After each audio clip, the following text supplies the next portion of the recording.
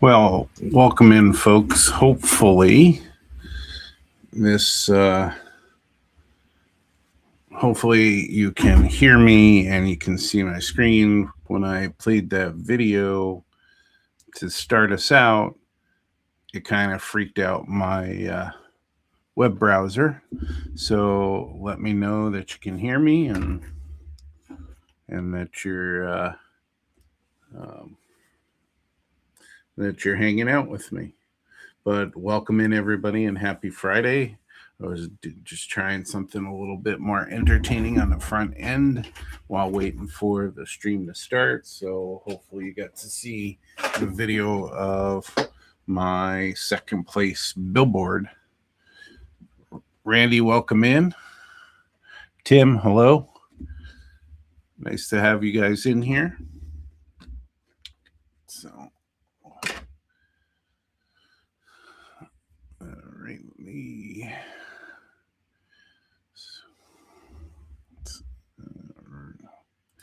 get rid of that. Get rid of that. What did I just do with that? Okay. So I'm all over the place, but that's what happens when you try something new. But again, welcome in. Happy Friday. And the screen continues to freak out a little bit. So we'll jump in with some updates, and then I think I'll jump back to the Campbell model as we hang out and talk. So last time we talked about the molds that I was doing for the bridge and the sides of the track for the Northeast Corridor. And I was making these molds and going crazy with all these molds and everything and learning as I went with these. Ooh, that's warm. One of the things I did just to get an idea here was the original foam cutout. So that's like an inch thick. So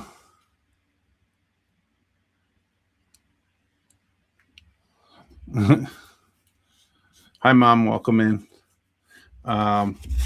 And so I just wanted to glue these on and see how they would look and if they're the right size and everything. And pretty much are. The only thing I don't like with the smaller mold would be having these mold lines. So if I was I would do a bigger mold if I was going to do this. And if you remember, I freehanded this one with chopping, chopping the piece off and trying to get this curve in here, and it's a little wonky, but I just want to see how I'll be able to remove these. I used Woodland Scenic's foam tack glue for this, since I was gluing the foam. These will pretty much tack with any kind of white glue, and the foam tack glue is a white glue. I was going to use the Aliens glue that I always use, but I went with the foam because of that. I don't intend to do this. What I intend to do is use these basswood pieces. Hey, Art, it sure is cold out.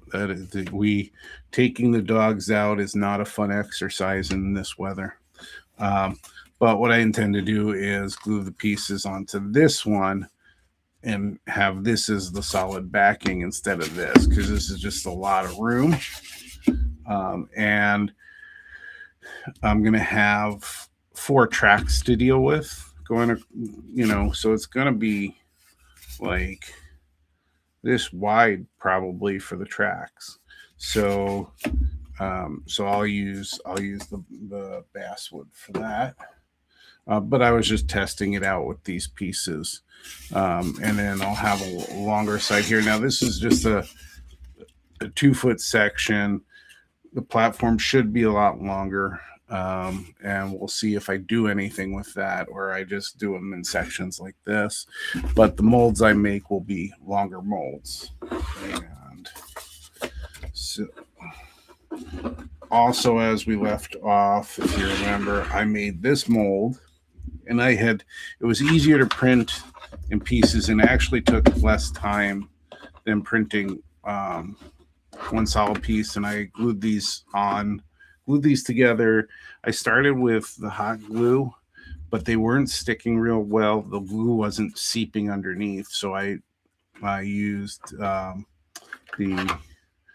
odorless glue that I use from Bob Smith Industries underneath the sides, and then I just to seal it, I continued with the hot glue gun, and then I used double-sided tape for that, and I learned my first lesson with the double-sided tape. As you can see, the mold ended up over here. The mold lifted. The double-sided tape didn't hold it. So I'm going to redo. I could super glue it and try that, or I could just reprint the bottom with this as all as one. Hey, Gopher Girl, welcome in. I could print the bottom as one. And then I won't have this problem. Now, I was able to print it, but I learned my second lesson. When you have basically a weak point here where this arch is, and then I had issues with that. Now, I could putty that, or I have resolutions to that, but it'll make it difficult to do the carving over here, and the more will chip off. So I could potentially set it up to be larger and then carve it down after the fact, after the mold's made. The other thing, because this mold maker stuff isn't cheap. The other thing is, I really didn't need, this is all negative space. So I didn't really need all this. So what I should have done is I should have made this shape on the bottom, at least, come up like this and eliminate all the use of all this stuff. This is a solid mold that was in here. So lots of lessons learned, expensive lessons learned. I still can use this. It's a little bit thicker in spots, and you can see here where it got extra thick over here, and so it's likely a bit thinner on this side, because it came up to the top. Now I was able, so when I saw this happen, I actually took I don't know if you'd be able to see it in here, but initially, the reason it's on its edge is I took this stick. I had one of these, popsicle sticks. That's what I'm trying to say. And so while the mold was still wet, I put this down here and I held it. And so this came to the bottom of the mold, and I thought it was good. I didn't think the other end would float up. So the stick was in here like this. And so you can see right here, you can see that stick. And obviously I left it in, and it's a rounded edge. You could feel it here. You can feel it here. There's a little tiny edge showing through, but filling the mold, this is thick enough that nothing's going to seep out there. So I could continue to do this until I have money to buy another mold, or another mold maker. And I would have to do, so that was the sad part of this, of how big I made this, I would have probably had enough to then carve this out. I would have enough to carve this out, carve what I needed into the model, and then do another mold. But I don't have that. And so I have to come up with another $80 or a little bit less, because I'll only buy it with coupons and stuff at Michael's. So lots of lessons learned with this. But, if I'm going to make one this long here, if this is going to, for instance, come up to here, and then I make one this long, that's a large mold, and I'm going to have enough mold maker. Have plenty of the plaster, and that's not expensive to get more plaster to finish it out. But I still think I will go with this method, and then do the mold, carve it, redo the mold with the carving, and then print them out. So the only other thing I can think of for these, if I was going to continue to use the mold I already have, I'm going to have to find something to fill that in and then carve it afterwards. And so whether that's putty or more plaster, I don't know. I'd rather have the more solid mold. So, yeah. Hey, Tom, welcome in. I take it you're not traveling out to Springfield this year. So that's where I got to with the mold piece of this and the brick walls. Another thing came up. So I was requested to provide a short clinic for our February Zoom Twin Cities Division meeting. Now, I do these live streams all the time, and but I still have like a stage fright issue. I did one other clinic, I don't know if it's 2 years ago now. Went on it was the Twin Cities Division's live stream when we did that back in a couple years ago. And I'm still not super comfortable. So I am recording this one. And then we'll have the folks that review it and see if that works. But that's the reason I use the Conrail Trackside building as the thumbnail. Is I'm going to do a clinic on that. So it'll be a PowerPoint presentation, and I'll talk through it, and then I can answer questions in the chat or answer questions live afterwards. They were saying 15 to 30 minutes. Right now, I think it's probably going to be 30 minutes. But I'm using the PowerPoint presentation. And let me see if I can bring that up potentially here.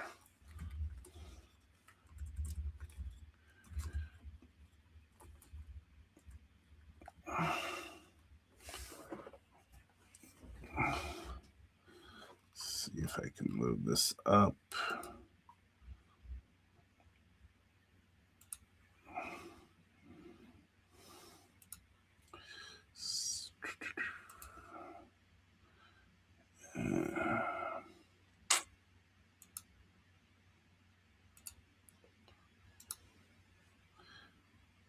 All right, there we go. So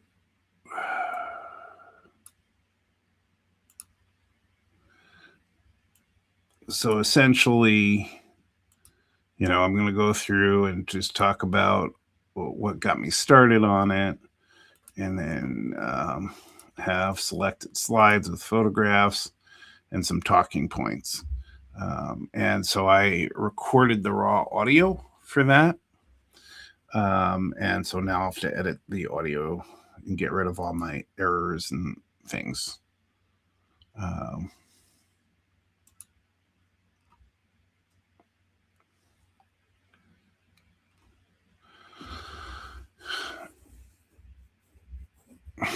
Hey, Ken, welcome in.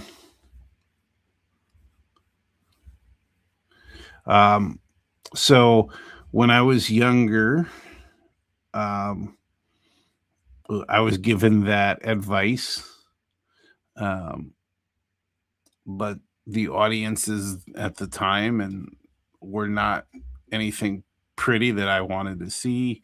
And I swear that one time when I did that imagination trick, um, I ended up thinking of myself as naked in front of everybody instead of everybody naked in front of me. So um, I've heard that trick before. I haven't seemed to have figured that one out.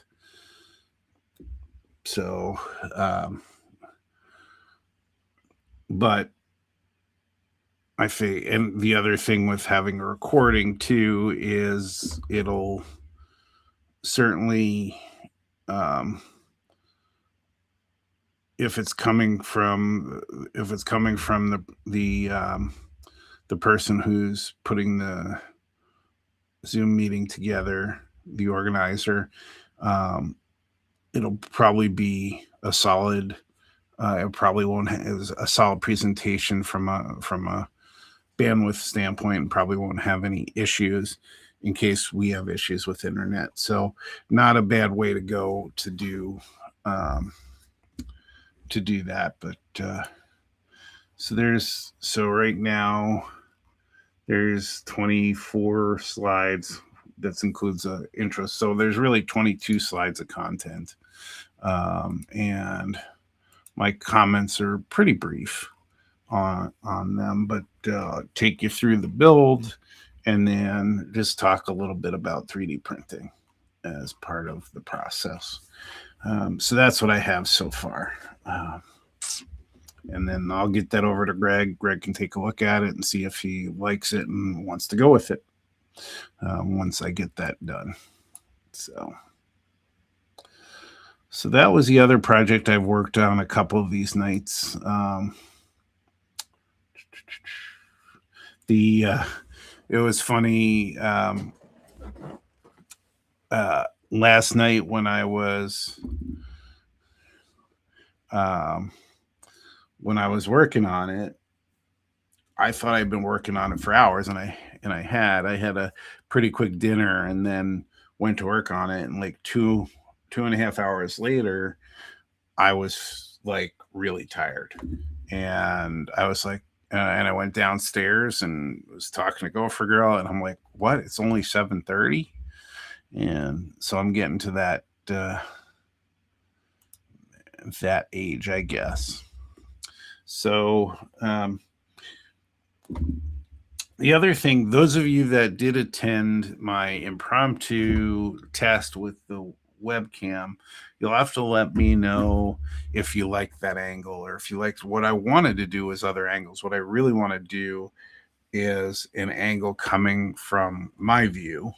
So here, where the camera was over in this corner here, obviously top down with the current camera that I've been using on the iPad. So I'm not sure what everybody would like, but I'd like to do more active stuff, do more build stuff. So when in that 2 hours that we talked, I got like one step done on the Campbell kit. And then, so I was moving to step 2, and I need the Walther's goo for that. And I have a pretty hefty tube left of Walther's goo, and it seems to be moving around in there, which means it's good, but I can't get this cap off at all. I've chiseled away at it. I probably could chisel a little more, or if I wanted to do a one-time use, I could snip or cut through here. This is the really weak over here. and try to use that. I don't understand why all these things pop up, go away. So I drove out into the cold after work, and picked up a new tube of Walther's goo, and that's going to be used for the aluminum siding. Now, I did a video on another kit, not a Campbell's kit, but it was the grain bins, the Butler grain bins, and those had the aluminum that you wrapped around, and also the metal pieces on top, the metal pie pieces on top. And Walther's goo was imperative for that. And I tried other things and nothing worked. E6000 got close to it, but nothing else worked. So then I went out and finally bought this. Bought this tube, and that was a couple years ago. But it worked, like they said. So for the Campbell kit,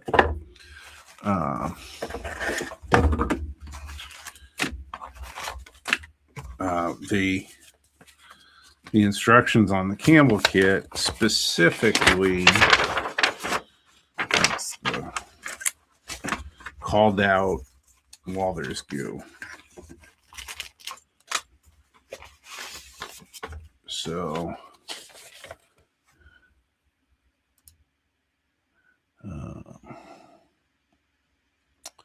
where's the chat? Bring.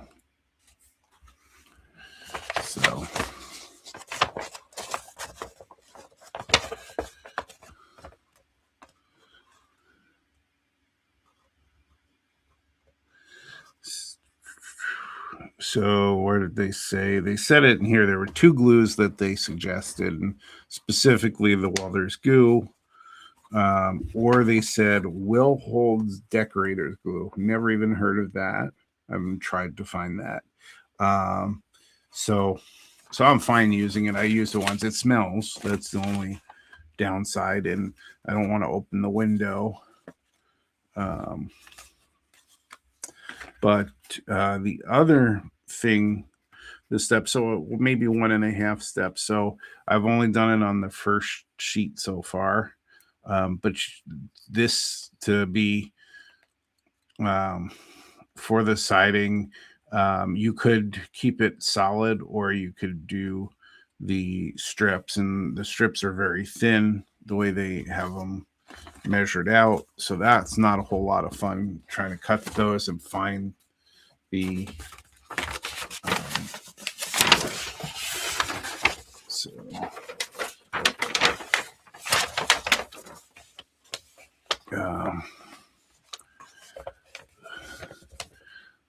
so I don't know if you can see that real well here. I always forget that you gotta focus in with that.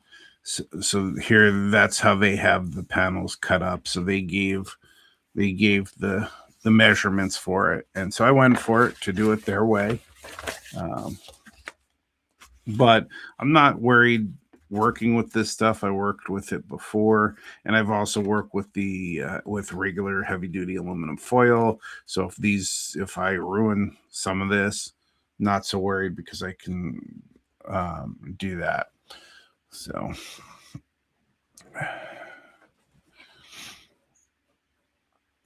when you say be careful with the Campbell siding, what do you mean by be careful on that? Other than cutting it this small. So I was so I figured out the size by actual measure, and then I figured out it was essentially 9 folds, and I'm cutting out and I'm counting out the folds with my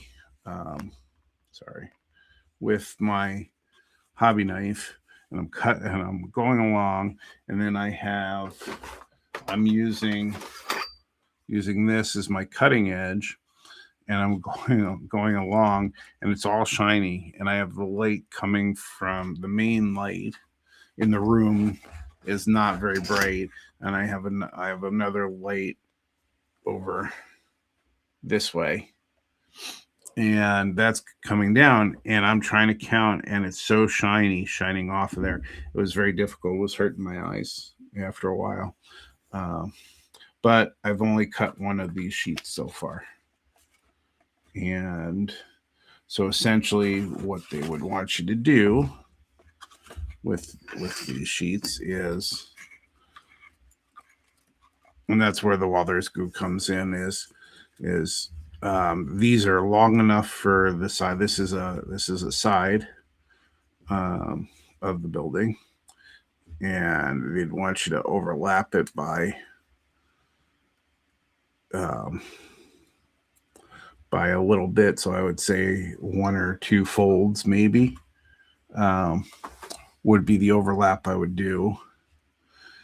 It doesn't seem to me, because if you can do it solid, you don't have to do this step, but you can see that one of these doesn't cover this whole thing, like this whole side.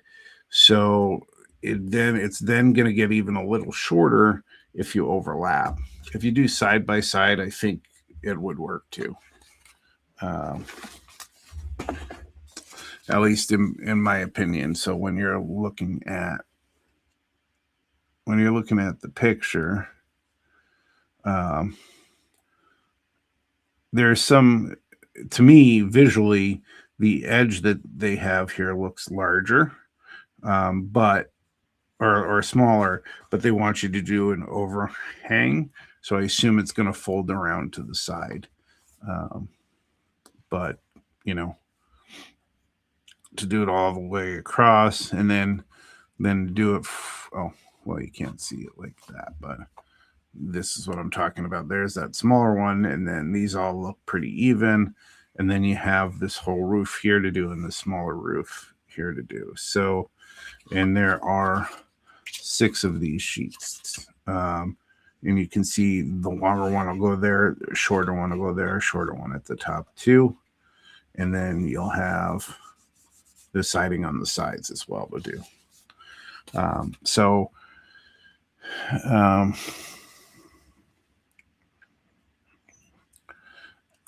Yeah. So we'll see how. So we'll see how much patience I have for that. I don't think I have a lot of patience. I was really kind of tired after cutting one of these sheets, and there's a lot to do there. So I think it's going to take me a while to do. So I thought about doing it, the siding all as one, but I never seen siding like that, solid aluminum siding. So I wouldn't suspect that would be the best way to go. And so we haven't even gotten to this fun stuff with all these little pieces and getting all those right yet. We're just doing the very, very beginnings of this. And here's another shot of the siding as well on here. And they show you the siding on the sides as well. There's the overhang that they talk about here. And so I like this. I like that it has this overall big drawing. I don't love the really small writing on here. This doesn't look any fun to me. And having to read it, I do have to read it up close. Although I do have to go to the eye doctor. My eyes have gotten worse since the last time. Since the last time I went, which I think is now a year, 2 years, maybe. I don't know. Go for girl. When's the last time we went to the eye doctor?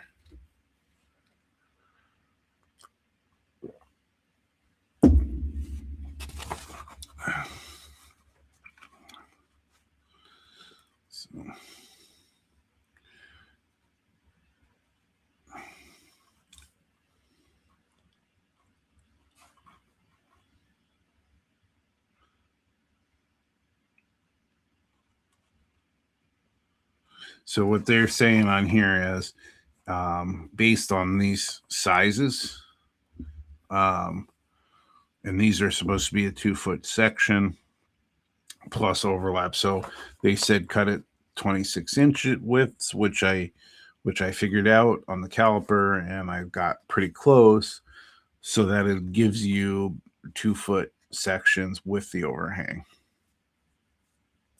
And so I just began the 12-foot, and there are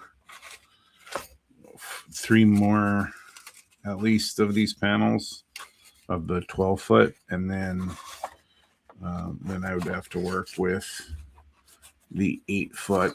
So on the roofing section, what I was showing you before, there'll be going down the length, there'll be 12-foot, and then the overhang, there'll be or overhang like this. However we overhang it, then you have the 8-foot sections, and that is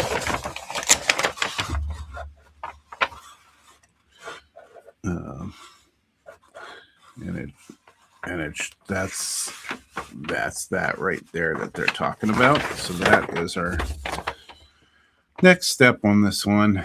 And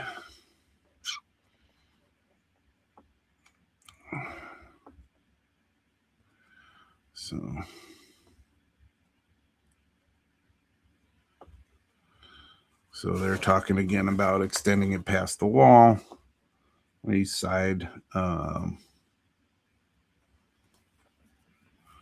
And like I thought, you'll fold the corners when the 4 walls are assembled.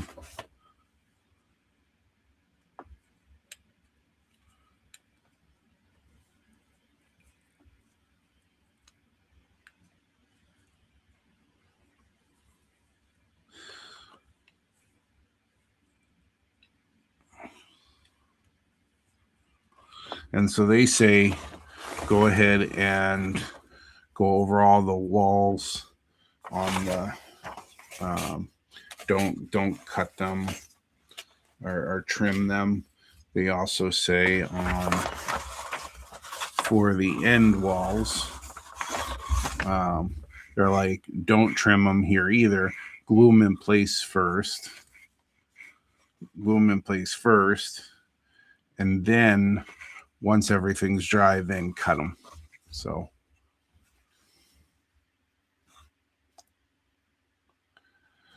hey, Mike, welcome in.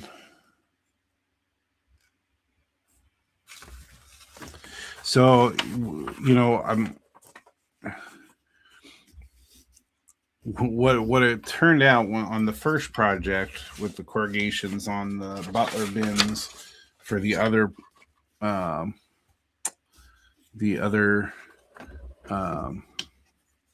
project, the other kit, not a Campbell's kit. It was pretty. I wanted to save money because I might have had less money at the time or something, and so I wanted to save money where I could, and I ended up spending more because I had some glues, but I bought other glues, and then I ended up going with the Walther's goo, and like the authors of that kit, they were correct, and that's the one that worked best.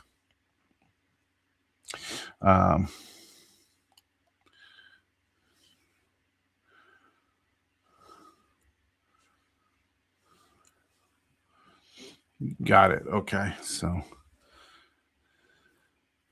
and the Walther's goo instructions give you 2 options, but they're both basically the same, is getting the glue on both surfaces, letting them dry for a little bit, and so that they're tacky and tack right away when you put them together.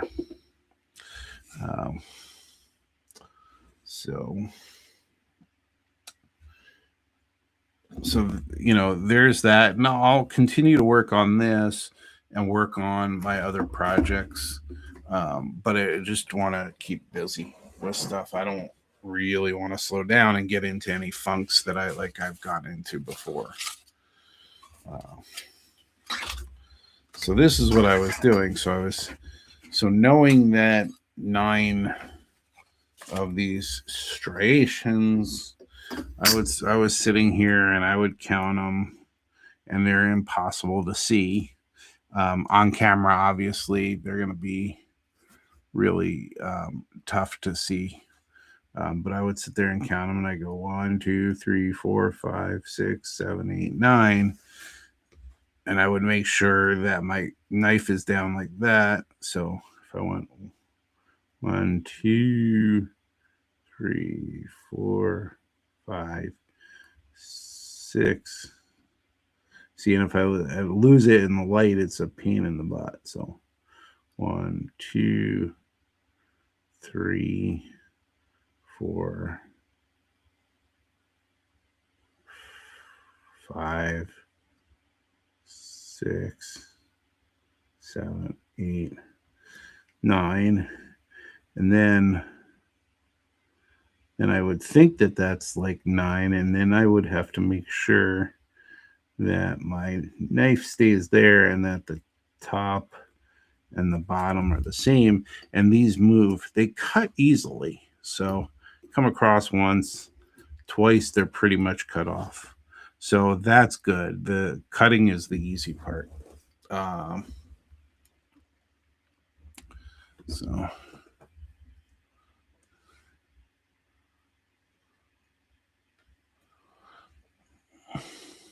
So I went in when I was in Scale Model Supply.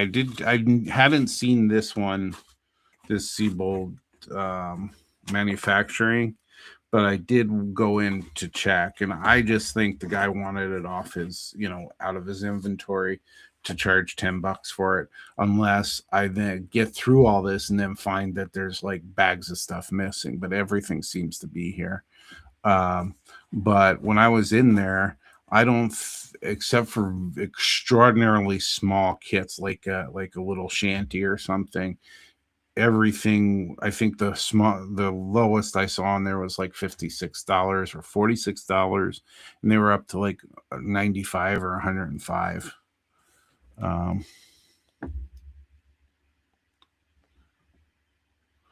So.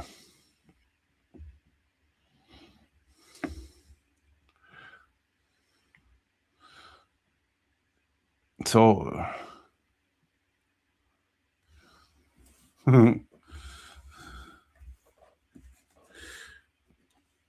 so, so Tom, what is your objection to going through another term as our fearless leader, or maybe fearful leader?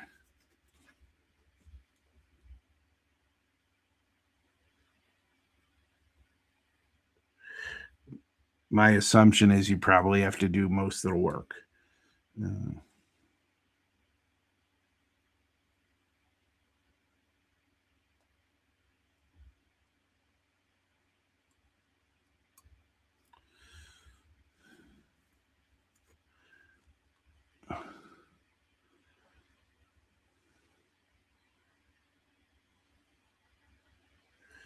So sometimes when this gets too shiny, I can't tell if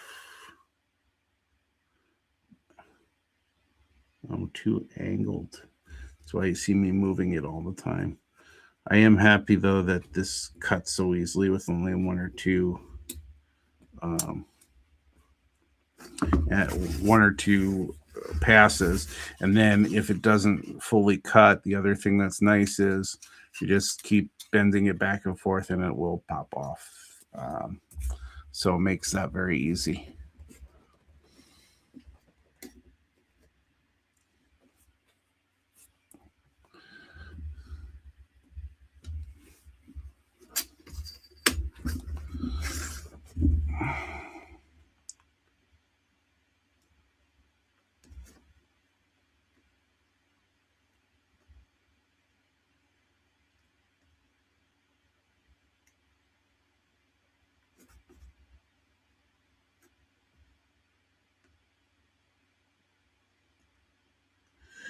And then I got to go, I lose it in the shine.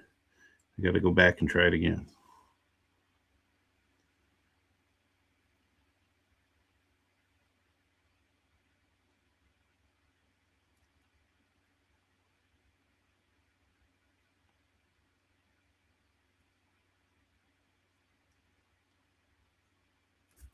Now, the other thing that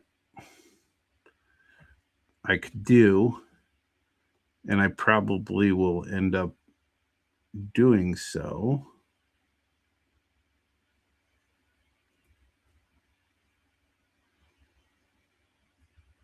eventually. See that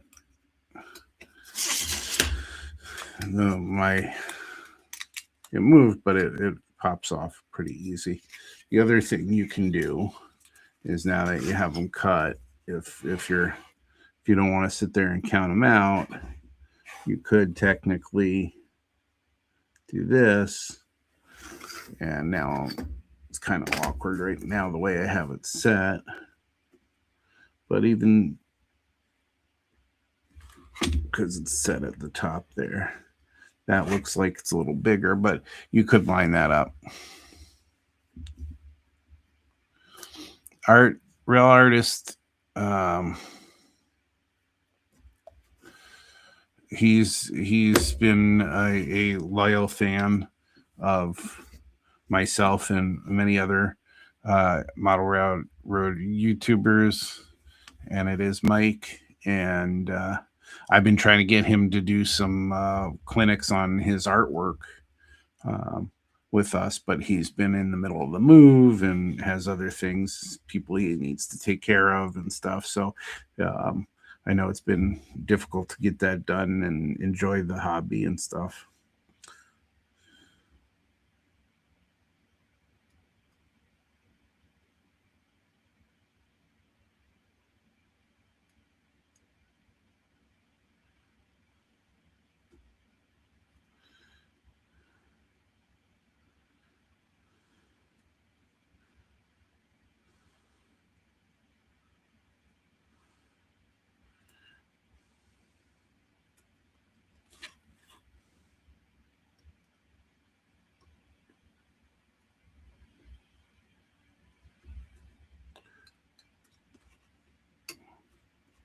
See, and then it moved on me again, so I got to count them out.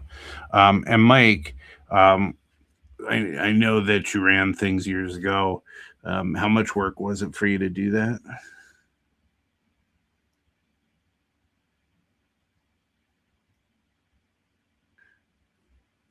And was that something you would ever do again, even, out where you are?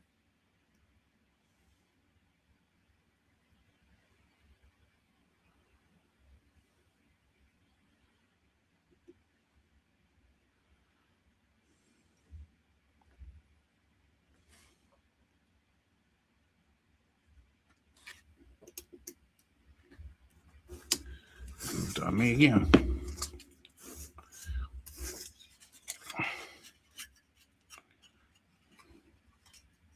Are you active with any divisions out there, Mike? Any NMRA divisions out there?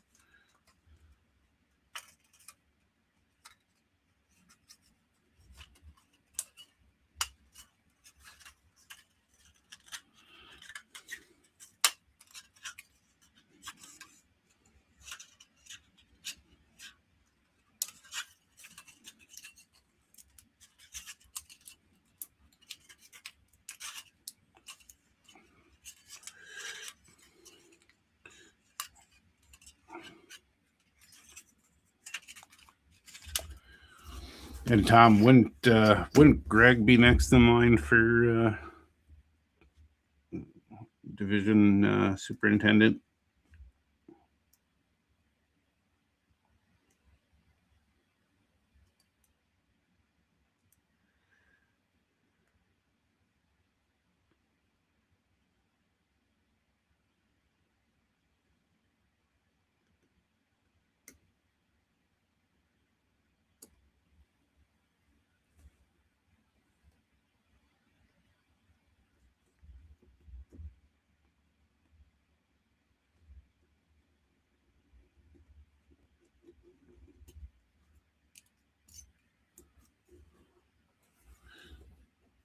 Yep, and Art. That's why I've been wanting him um, to um, do a presentation for us in the Twin Cities division, and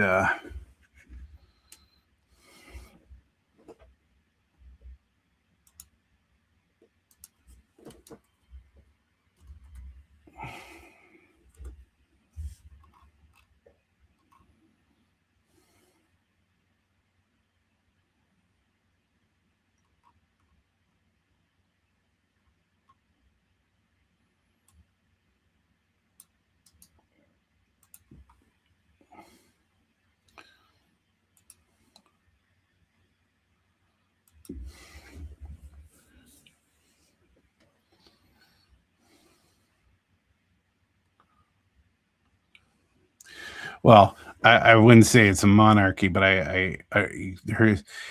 there's only we there's only so much people do, and so you sometimes it's like pulling teeth to get people to do stuff.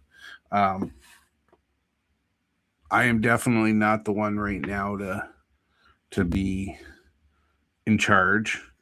Um,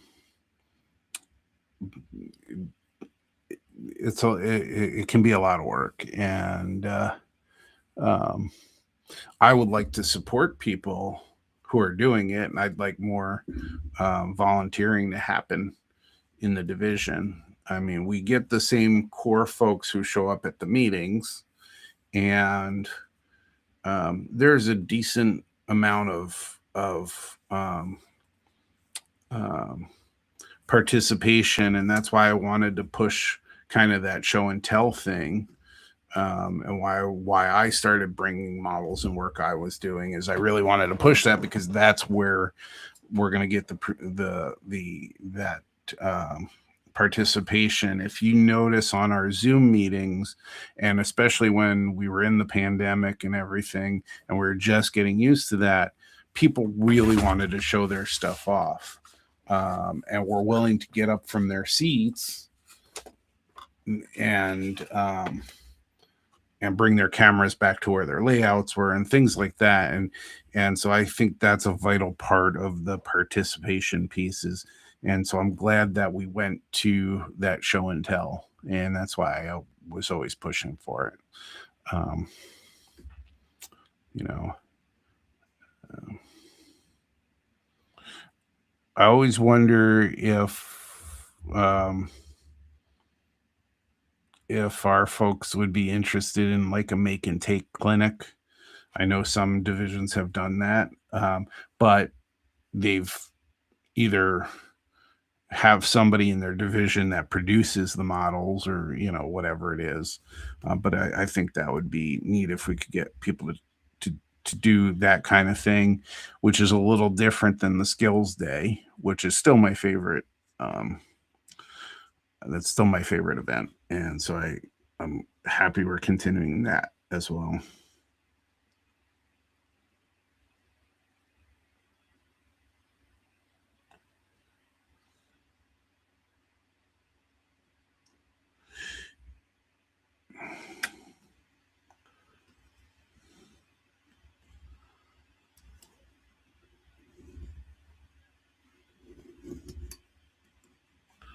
So, so Mike, the our next our next meeting is virtual. It's on February 10th. If you want to say hi and join us from Ohio. Not that I'm trying to recruit you to do a clinic during that meeting, but just to reacquaint yourself with the folks in the division.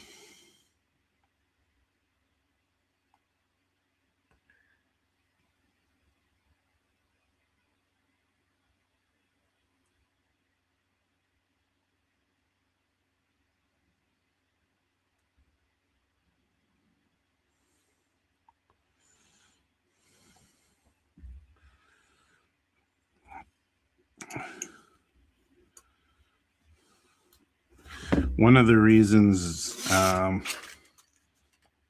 well, there are two main reasons I accepted the secretary position for the region.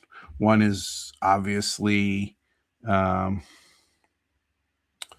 um, one is you do get some author points for that from the AP standpoint, but the other one is to still be involved, to still be able to give my ideas and contributions, but kind of a low rent version, a little bit um, um, a little bit less work, so that I could also focus on continuing my modeling. The one of the one of the shows that really got me moving in a lot of pieces of the hobby, including the 3D stuff and craftsman kits, is New Tracks modeling. And I ended up, because I was a part of that as a so it was a Zoom meeting and it was broadcast on YouTube, but it was very participatory on Zoom. When it was small in the beginning, we would all have open conversations and stuff, and it really promoted the hobby in a really personal way. And I enjoyed that. And then as it grew, it needed volunteers to keep it running smoothly. And so I volunteered and did some work on their YouTube channel and trying to organize that and maintain that. That was a lot of work. And I found that I was getting away from modeling. And that's what makes me nervous about some of the positions are more active in the NMRA than others, and I'm not sure I'm there with contributing that amount of time right now because I really want to focus on the achievement program. And I really want to make some progress and finish some of these projects that I have going. And you can see how many side projects I have, or that I do to keep my modeling going, but it also takes time away from finishing those cars. And I have that gondola that has so little left to finish on it, and I haven't jumped in to do that. And I've got some other filler projects that I'm doing between other projects and jumping on the next thing, like starting on the motive power stuff when I haven't finished the rolling stock.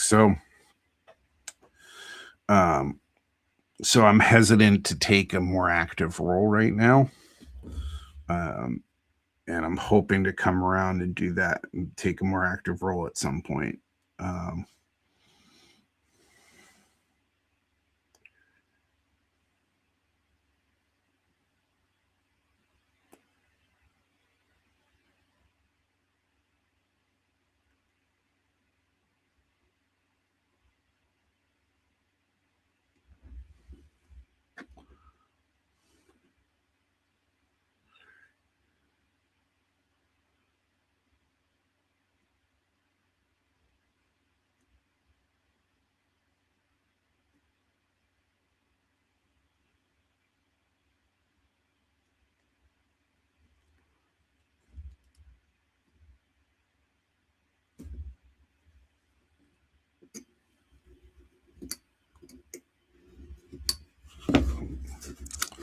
so,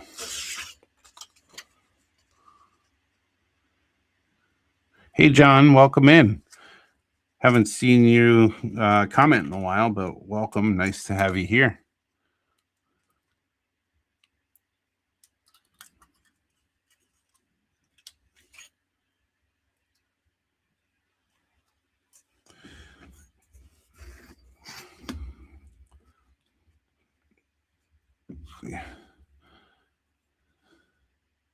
Yeah, and I agree, John. The only thing is, there are things I really like about it, about being active in it.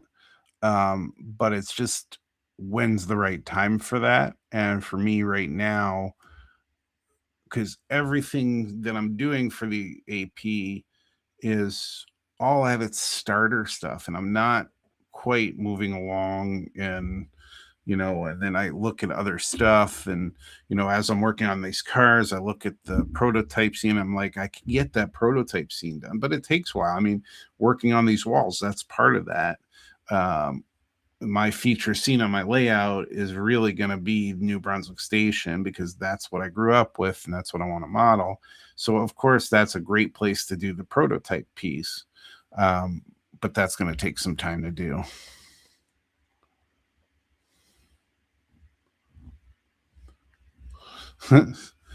So, do you, at your club, John, do you just run trains? Or are you guys um, working on the layout itself? Do you want to tell us the name of the club or where we can find them, if you have some Facebook presence or anything?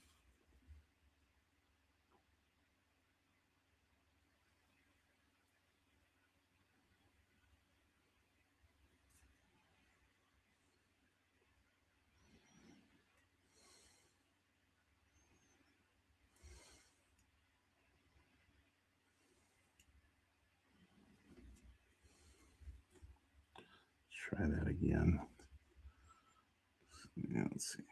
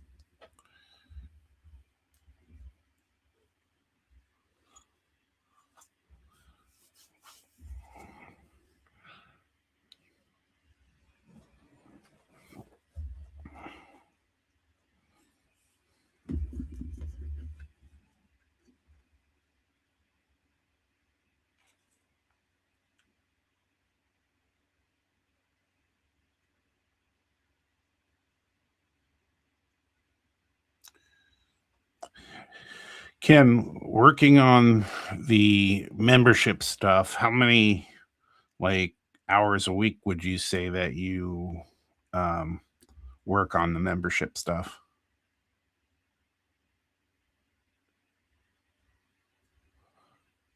Okay.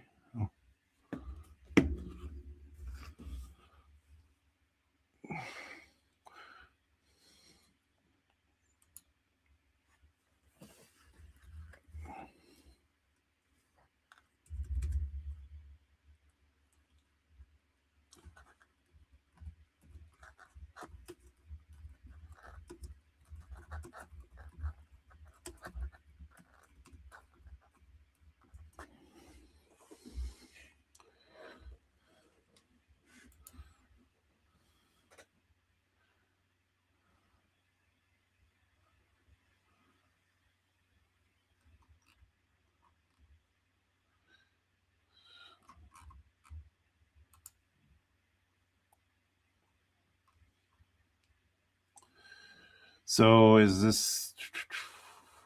this the March 21st show?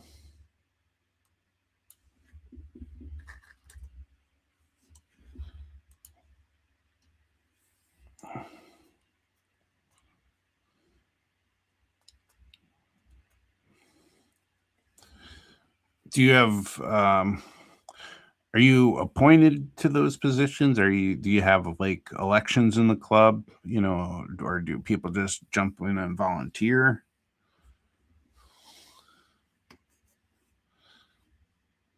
Also curious, how do you determine who works on what on the layout?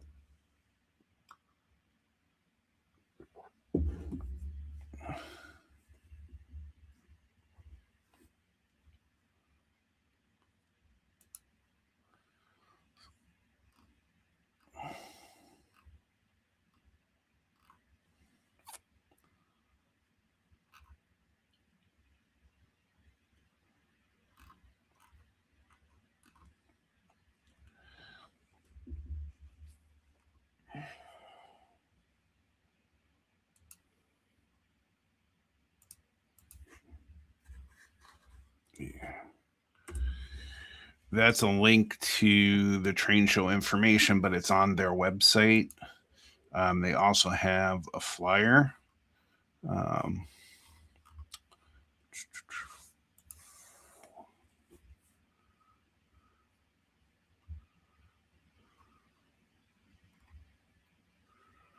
oh, so you have visitors too on Friday nights. Hey, there's your name. I see your name as secretary in there.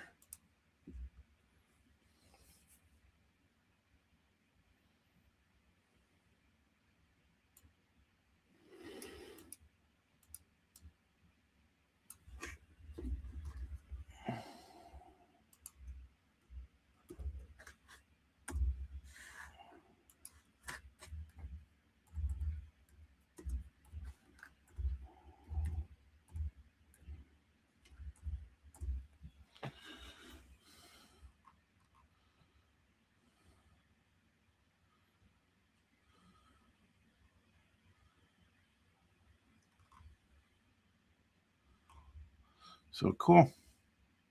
Cool.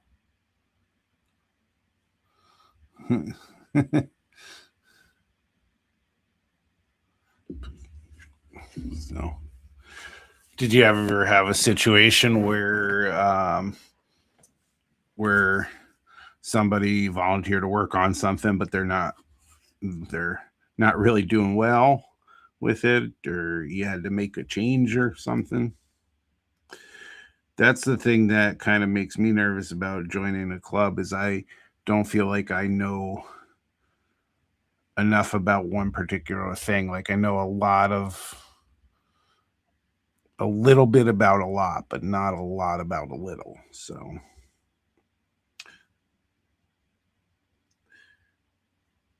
and I, to be honest, that would be one of the things I would like would be to work on a layout.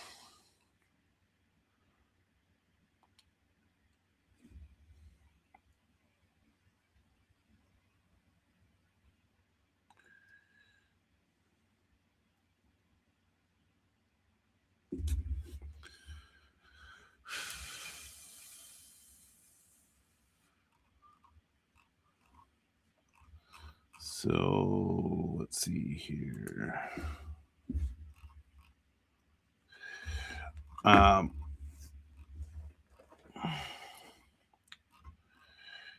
there are,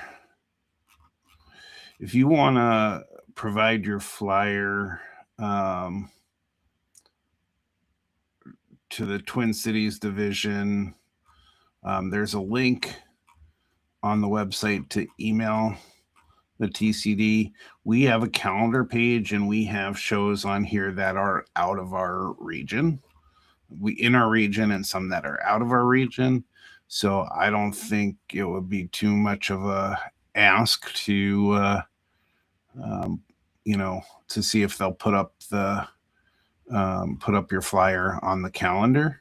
Um, I'm not the one who manages that, so I don't know necessarily if they'll do it, but I don't see why they wouldn't because we're promoting the hobby. We have a number of shows here in the Twin Cities area, but we have some events like the Amherst show is on there. We have a number of Wisconsin events that are kind of out of our area listed there too. So I would maybe recommend um, sending an email with that information to see if we can get it up on there. And hopefully I'm not overstepping our bounds and then you get a no thank you on that or something. But there's a link at the bottom to its email. You can email info@tcdnmra.org. Um, and and we'll see if we can get it up there.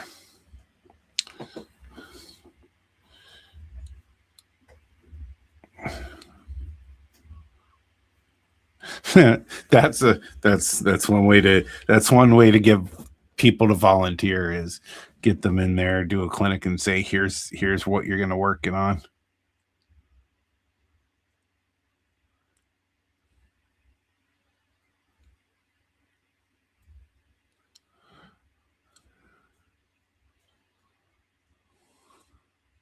So, Randy, you've got to get Shirley um, to enter some of her quilting into some of our non-railroad or categories in the regionals. Um, we need more participants for that. There's some great artwork that can be seen that way.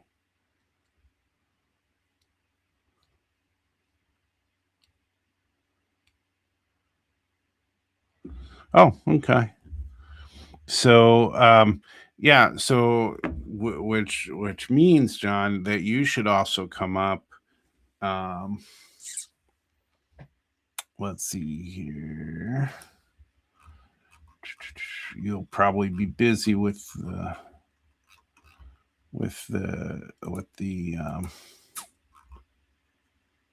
your show. That's Saturday, March 21st. Um,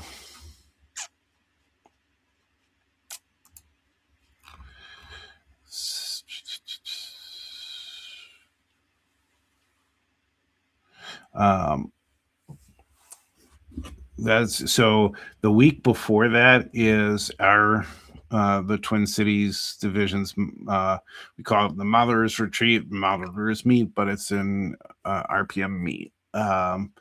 And So if you're not too busy preparing for your show, and you and your son can make your way up to visit us. Um,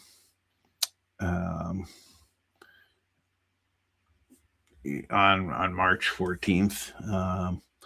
It's a really fun event. I've displayed some of my modeling there the last couple of years. I've attended in the past to attend we have clinics, and we have a room where everybody shares their models and just talk all day and about modeling and learn from other people.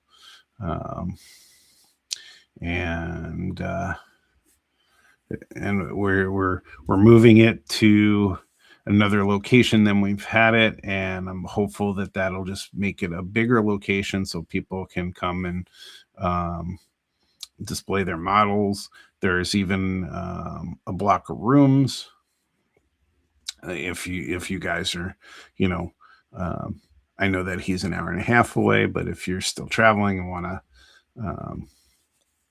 to attend, there's a block of rooms at the Doubletree by Hilton Hotel in Roseville, Minnesota. So that's coming up, and it's a really fun event. So if you and your son can make it, that would be awesome, and stop by and say hi. But hey, Mike, have a fantastic night. Hopefully the weather in Ohio isn't as bad as it is out here. Have a good night, and we'll see you on the rebound. So.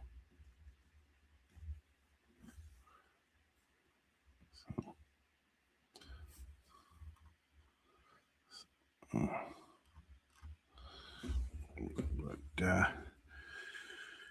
when it comes to the modelers retreat, the first one I attended. So when I joined the NMRA, when I finally convinced myself to give them some money and join, the first event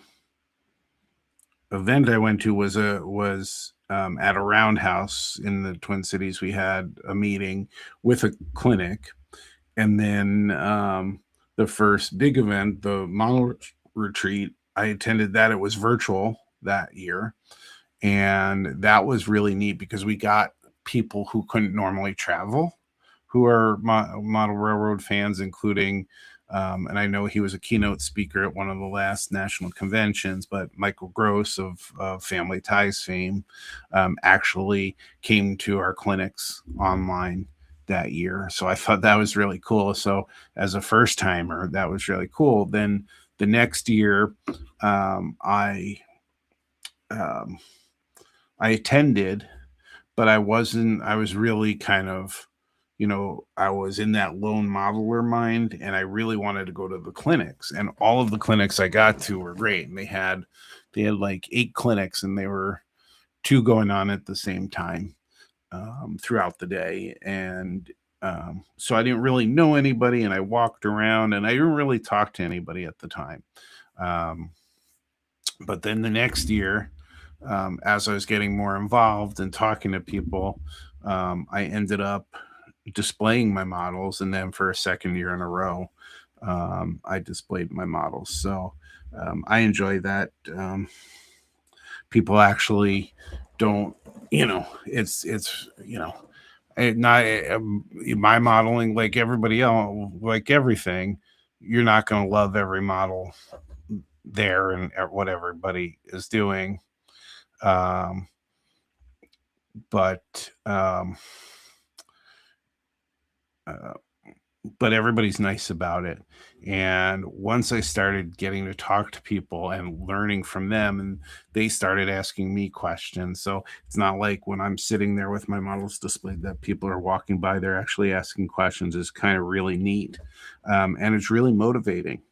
Um, so so I like that too. It's my second favorite event that we do. Skills days are always my favorite. Um, where um, where we set up these tables, we set up a theme like weathering, like decaling, um, and or doing scenery or whatever it is. And we have somebody who kind of guides the conversation and gives kind of what they do, but then they open up the conversation and say, well, what do you do? And we all get to share. And I find that a lot of fun. It's my favorite event. So if you ever get a chance to come to something like that, I would recommend everybody come to something like that. So, um,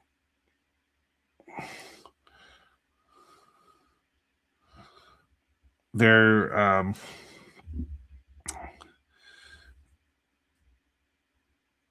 I learn from anyone I can learn from, and so it includes quilters and other crafts people. Um, and so like consume all that on the YouTube, and so I think it's really neat when we do get other crafts and things at our convention. So I love to have people. Um, Bring more stuff in, and learn. And if we can learn anything from them, I'd love to learn it. There's a whole world out there that, like, we use Mod Podge a lot in our hobby, but it's used in a whole world of other hobbies and used in different ways. So to learn how they use it can help us use it differently as well.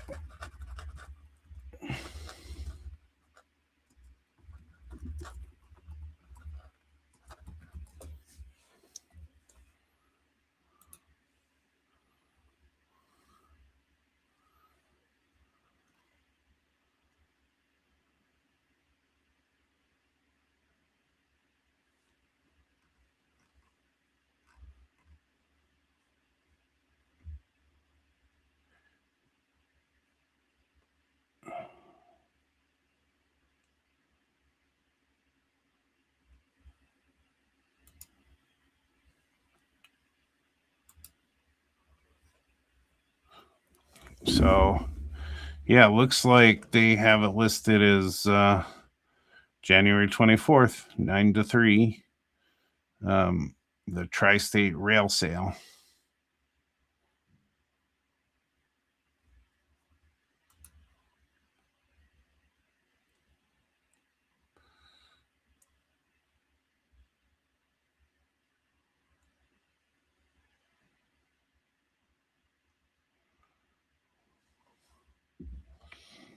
So, the Michaels, talking about the fabric, Michaels bought, like, I don't know if they just bought all of their fabric stock or whatever, but they, or their techniques or whatever it is they do. But when Joanne's went out of business, or when Joanne went out of business, they essentially purchased that, and so they've introduced fabrics and fabric cutting into their stores.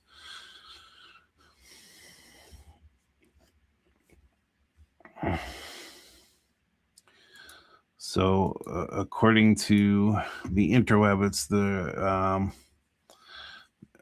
according to Explore Lacrosse, it's the Great Tri-State Rail Sale. And again, it's 9 a.m. to 3 p.m. at the Lacrosse Center. Admission is $8. 12 and under are free with an accompanying adult. All proceeds of the event help to maintain and restore the Lacrosse Short Line Railroad Heritage Museum. So let's throw that up here too.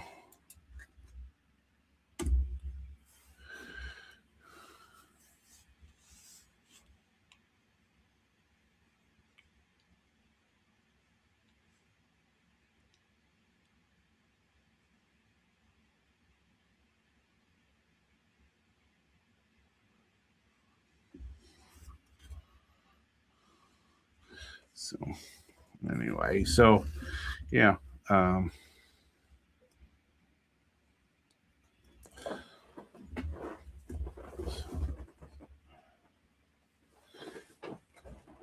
It's at least it's an indoor show. So years ago, I've been back a couple times, and that's where I got a couple years ago is where I got all of um, the shells and underbodies and the kits for um, the passenger cars that I've been working on. Is at the show at the DuPage County Fairgrounds outside of Chicago. It's a monthly show.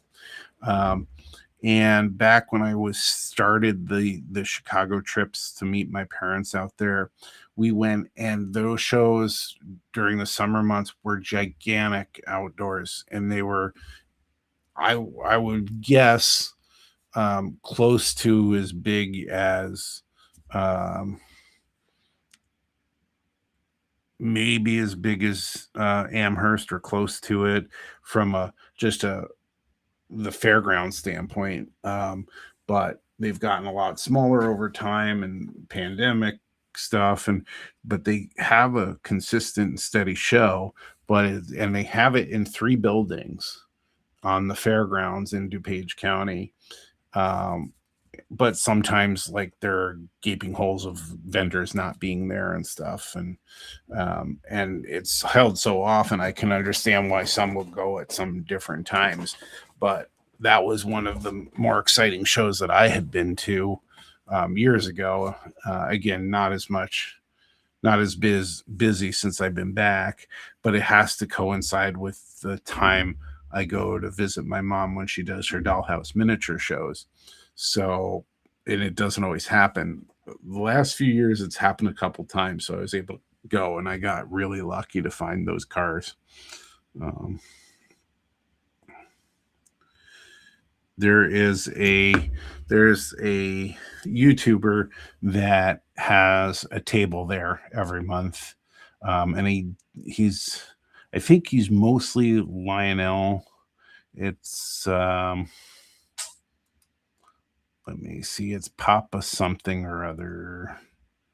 Um, so if you want to see information, he always reports about those shows on his YouTube channel as well, and what he's picked up, what he's sold. I can't imagine he makes a lot of money because he picks up. It's Popaville O gauge trains, and he's a regular at those DuPage County Fairground shows. That's his channel there. So See, all talking through this, I'm never going to get through this kit with doing this online on a live stream because too much talking, which I really enjoy. So I'm still going to do this.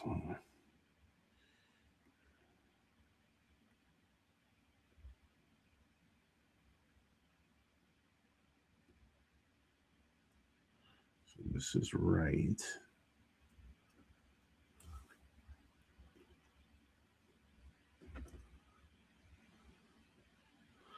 So I actually had it right.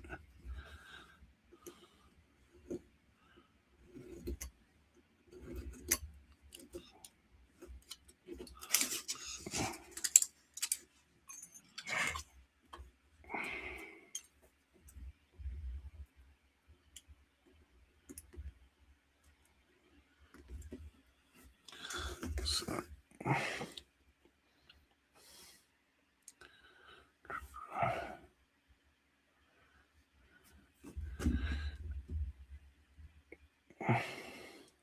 yeah. Yeah.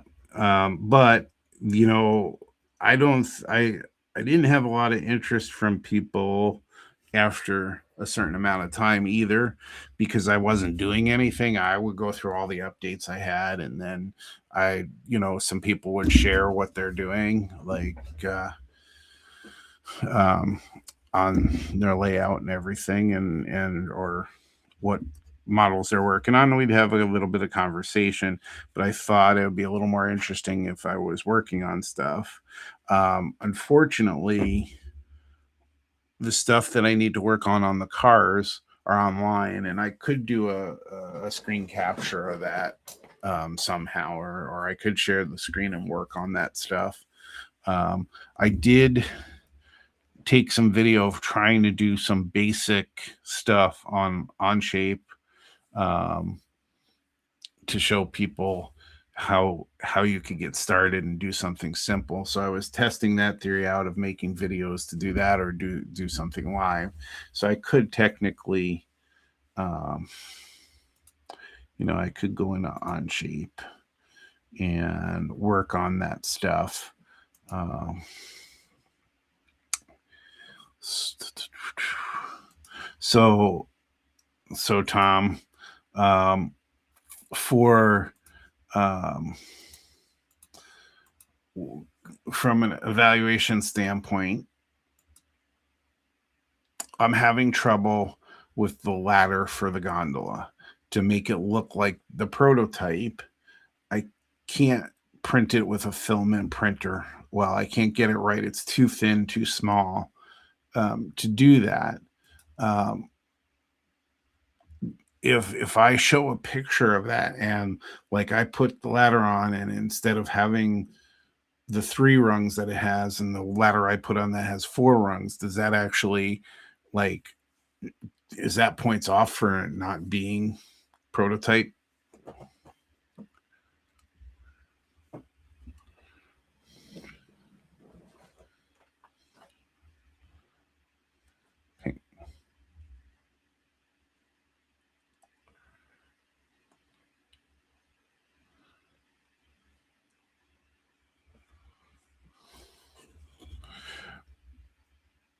So there are none. So I can find ladders, but I would have to cut them down. And they're not the ladders that I found. I forget which company they are, but they don't have the same length off of the gondola ends. Um, they're not 3-dimensional enough.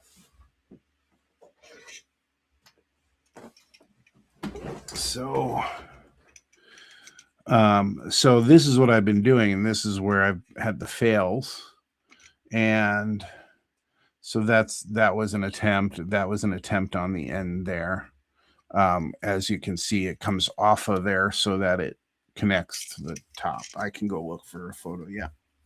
Let me see if I don't know if I have one easy. Um,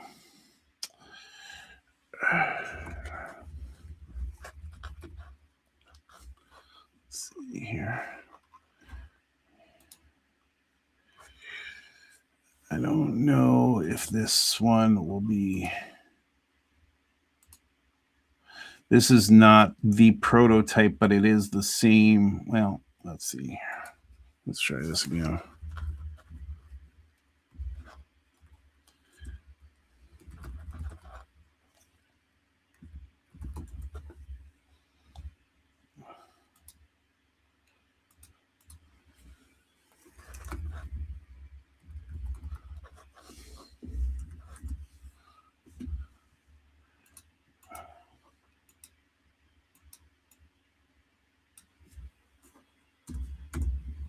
See if I can find that here. Give me a sec. And railroad. Frig, where was it?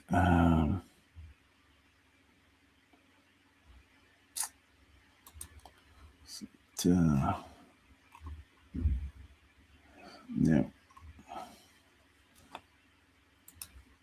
It's a passenger.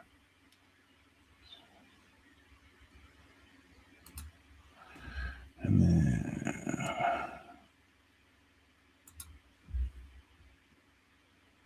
let's see.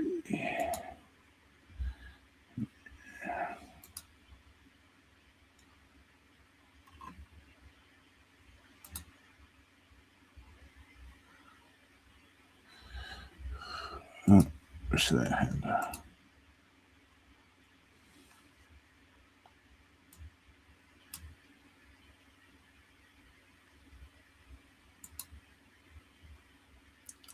Of course, these pictures are all from the opposite end of where the ladders are. They're kitty corner. They're not on all of them. So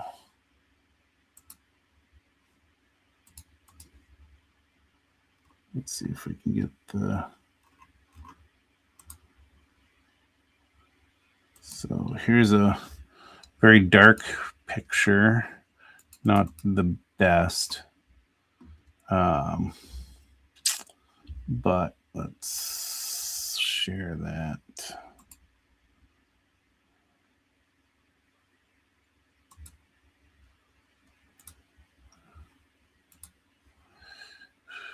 All right. So again, not the best. I apologize for that.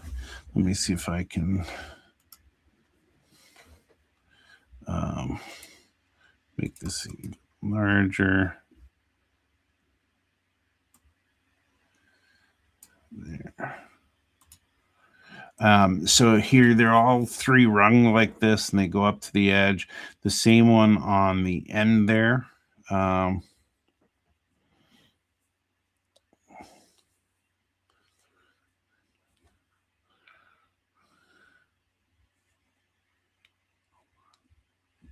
So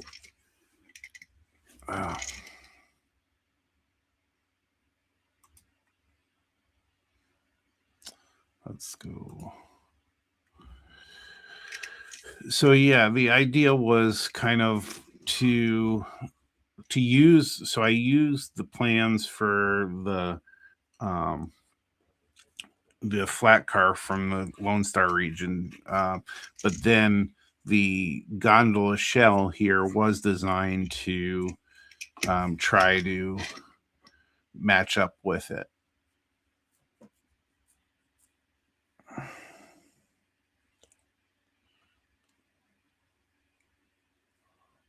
So I don't, yeah. So if I had just, if I, and I had one, it's in a strap somewhere. I don't know exactly where I put it. But I've printed out ladders, and they're just the flat ladders. And I haven't found ones with the rungs to help them stay on and help give the relief there. And if I remember correctly, I did this in the 2mm nozzle, and I got everything, the lines as small as I could, made it a very long print. but it just didn't stay together. But yeah, the idea is to get it as close to prototype as possible. Although, you know, it just needs to be, I mean, it's totally scratch built, but the detail is what's important. So yeah, I do want to get the ladders close. So you said make the vertical holds from styrene and then bend wire for the horizontal steps. Yep. And that was another thing I was trying was the wire steps. So I'll have to create some kind of jig to make that work.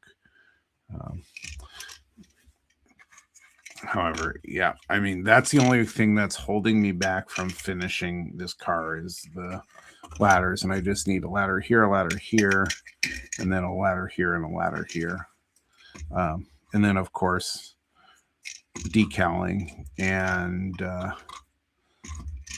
you know, and that sort of stuff. But this isn't one of the final ones. This is a solid print. So what I've done to make it even more detail or even better looking detail is I actually have this printing in 3 pieces. So the walls of the gondola print is 1 piece, the underbody prints is 1 piece, and the floor prints is 1 piece. And what's nice about that is I can actually line weights in there and then put the floor down over that. But this isn't great detail on here, printed as all as 1 piece. So by printing them separately, I get much more detail. And so again, the other thing I did fix, I don't know if I fixed it, but the way they had you set up these bolsters, they're really, really thin. And so I've thickened that a little bit to be able to take the 256 screws. So hopefully that's done. And we're really just waiting on the ladders fix. So anyway, so would love to get that one done.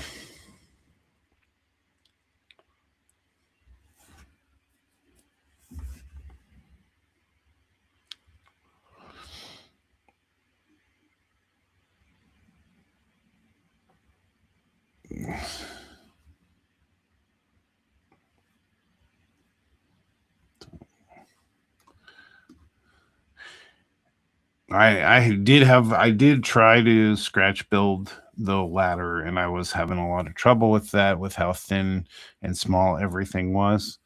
That was, you know, I could keep trying that. I'll have to create some kind of jig for bending the wire better than I did. I did create a jig for it, but it wasn't a very good one. So I'll have to come up with something a little better than that. The ruler that we use that we talked about last week, with all of the different sizes for grabs, could be used as a jig for the wire as well. So I could certainly do something like that. My goal was to completely scratch build through 3D printing, but like you said, maybe I have to look at some of the parts as not 3D printed. Yep, definitely have to make a better jig. That's why I was kind of interested in that ruler last week because of the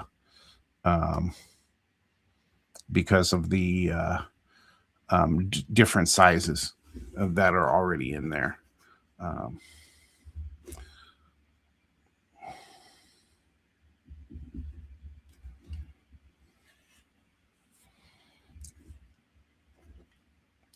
Yep.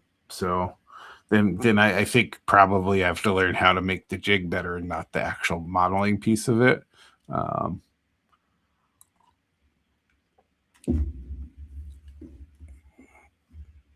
So I mean, I like the idea of using a piece of wood and bending around the edge of the wood. The ruler that had the slots, you still had to bend those in, and you don't always get a straight bend across when you do that because you have to bend the wire. So that's something I struggled with. So I like the idea of bending around a piece of wood better, even though those I think those will work okay. But when you already have the shape, then you can actually bend it flat, and it looks better to me, um, from the ones I've already tried.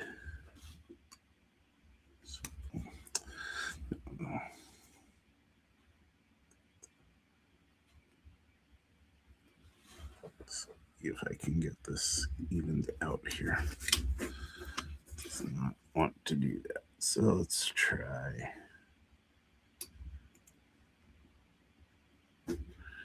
that. See if I can get that off of there. So,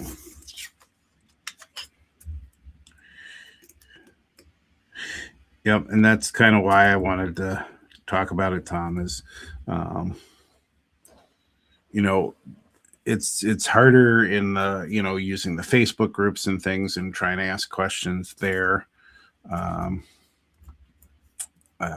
because not everybody actually answers them, um, and some just like to have to say what they like to have to say. So that's why I like having a forum like this, or ask the questions in the meetings and things like that is nice as well.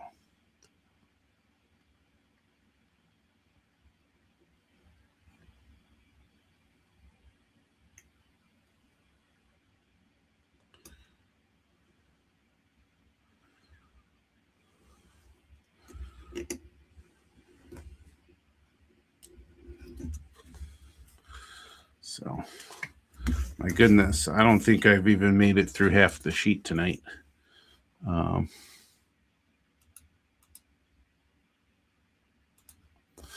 but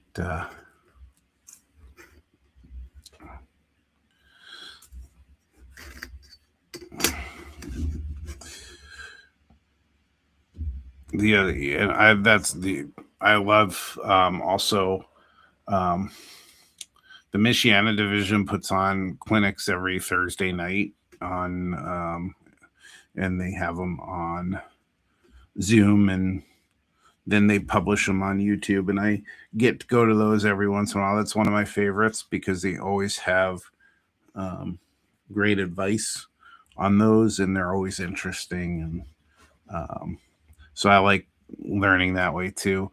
I don't understand why I have trouble with Discord, and um, one of the things that I don't like about Discord is, and I haven't been able to figure out how to change this, and I'm part of a bunch of Discord channels.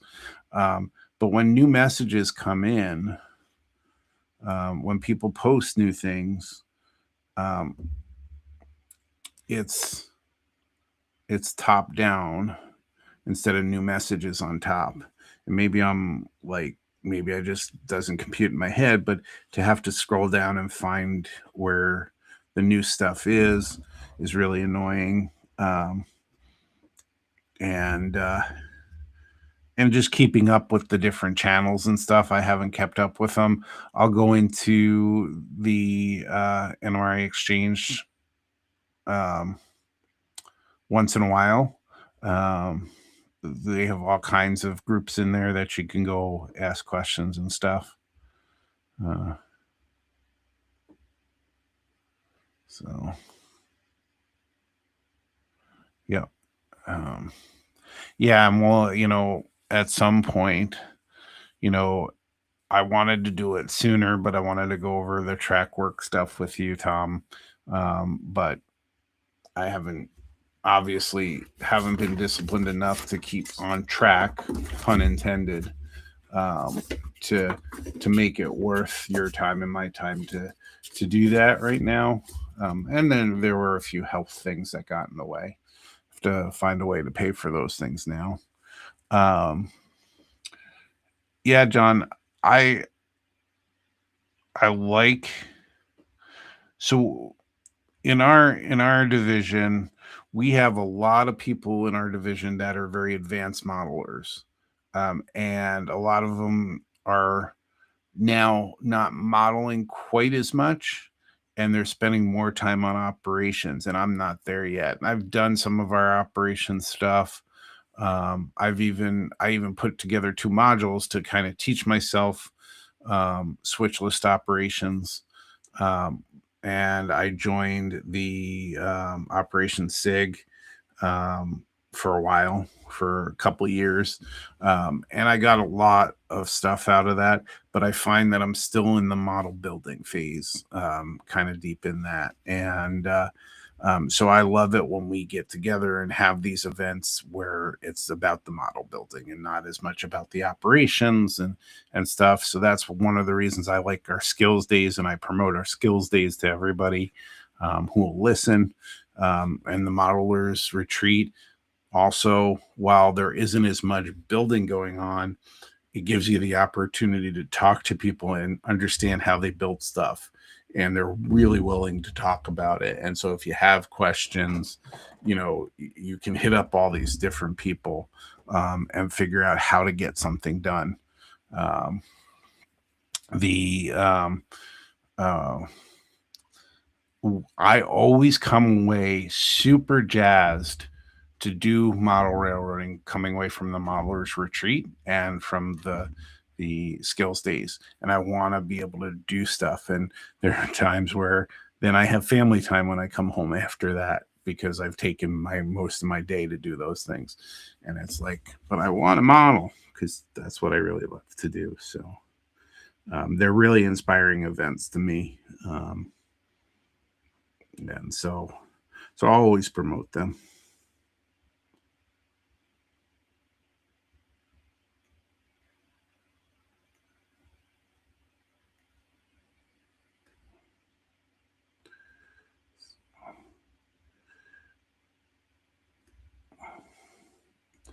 I find that it's a little easier to count these lines since the light's coming from that direction. Just putting my hand over this darkens this a little bit. That's helpful.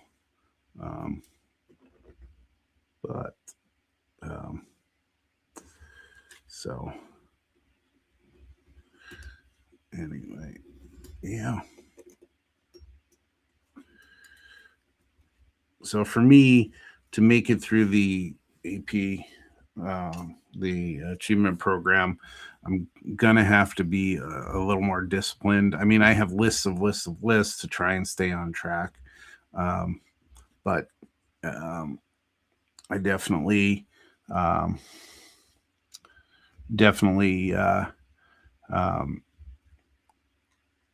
got to stay disciplined and on target. And I think if I get frustrated with something and I move off of it because I'm frustrated and I can't get past the point, I'll move off of it as a matter of resetting my brain. But then it's hard for me to get back and work on that thing.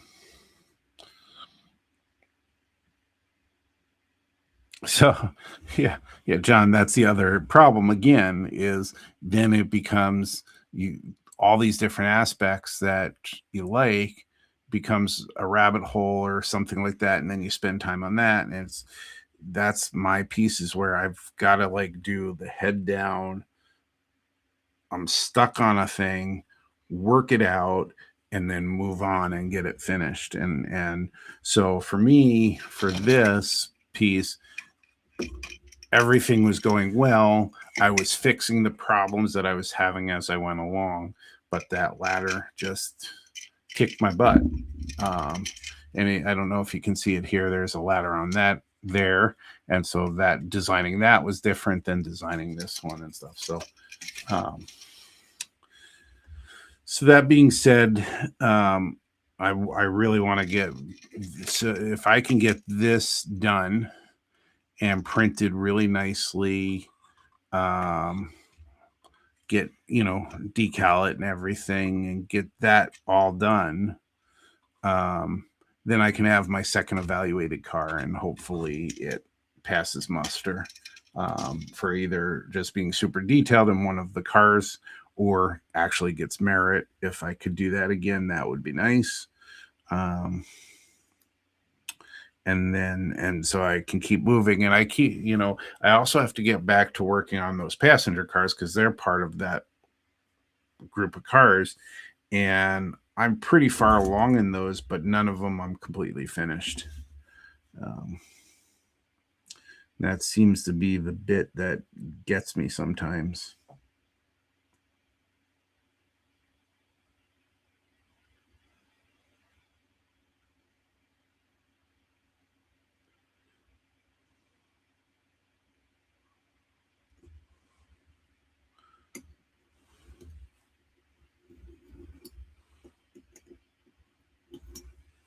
So, all right. So I don't have any plans of going anywhere tomorrow. Like I said, I snuck out before our wind chill thing. It was already getting bad the other night. The other night, last night, when I went to get the Oilers goo. I don't expect to be doing much though. Um, I expect to be jumping in, sitting here, cutting more of these out because there are lots to go. This is only sheet number 2, and I'm only halfway through sheet number 2. Um, so that's what I'll be working on this weekend, I think, and maybe trying to get myself back into working out the ladder and see if I can build it again with styrene and see what we can do with that. But with that, and I really appreciate everybody hanging out as long as you have. We're almost just under 2 hours tonight. Was a lot of fun talking through things and getting to know people more in here, and seeing some new faces or some long lost faces was really nice, and I really enjoyed hanging out, and this is what keeps me going in the hobby. It's one of the checks that keeps me motivated. And so I really appreciate all of you and all of your advice and talking through things and just hanging out on a Friday night. So everybody stay warm and dry, and remember to just jump in and have a great rest of your night and a great weekend.